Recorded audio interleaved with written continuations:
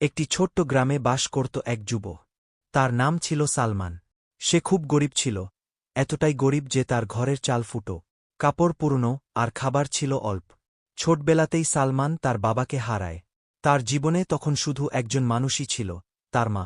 মা তাকে সবসময় একটি কথাই শেখাতেন, বাবা, গরিব হওয়া লজ্জার না, কিন্তু ধৈর্য হারানো লজ্জার।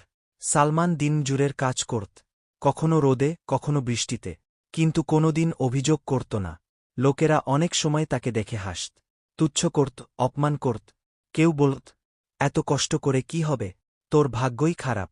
কিন্তু সালমান শুধু মনে মনে বলত, আমার আল্লাহ সব দেখছেন। গরিব হলেও সে নামাজ ছাড়েনি। ফজরের নামাজে মসজিদে দাঁড়িয়ে সে আল্লাহর কাছে শুধু একটাই জিনিস চাইত, শুভ্র, ধৈর্য। যা আয় হতো তা দিয়েই সে চলত। নিজে অল্প খেত, কিন্তু তার মায়ের মুখে হাসি রাখার চেষ্টা করত।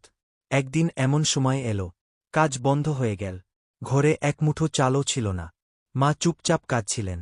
সালমান তখন মাকে বলল, আম্মা, আজ খাবার নেই, কিন্তু আমাদের আল্লাহ আছেন, তিনি নিশ্চয়ই আমাদের ভুলে যাননি। সেই রাতে সালমান গভীর রাতে উঠল। সেজদায় মাথা রেখে সে কেঁদে ফেলল। হে আল্লাহ, আমি অভিযোগ করি না, আমি শুধু ধৈর্য ধরেছি। আপনি জানেন আমার প্রয়োজন। পরদিন সকালে হঠাৎ এক লোক এসে তাকে কাজের প্রস্তাব দিল। সাধারণ কাজ, কিন্তু হালাল। সালমান মন থেকে শুকরিয়া আদায় করল। সে বুঝল, আল্লাহ দেরি করেন, কিন্তু ভুল করেন না। দিনে দিনে তার অবস্থা একটু ভালো হল, কিন্তু তার অন্তর বদলায়নি। অহংকার আসেনি। যারা একসময় তাকে অবহেলা করত, আজ তারাই তাকে সম্মান করে। কিন্তু সালমান জানত, এই সম্মান মানুষের নয়, এটা আল্লাহর পক্ষ থেকে। সে সবাইকে বলত, ধন থাকলেই বড় হওয়া যায় না, ধৈর্য আর ঈমান থাকলেই মানুষ বড় হয়। এই গল্প আমাদের শেখায়, গরিব হওয়া অভিশাপ নয়, আসল অভিশাপ হল ধৈর্য হারানো। আর আল্লাহ বলেন, নিশ্চয়ই আল্লাহ ধৈর্যশীলদের ভালোবাসেন। আজ যদি কষ্ট থাকে, তবে বিশ্বাস রাখো, কাল রহমত আসবেই, ইনশাআল্লাহ।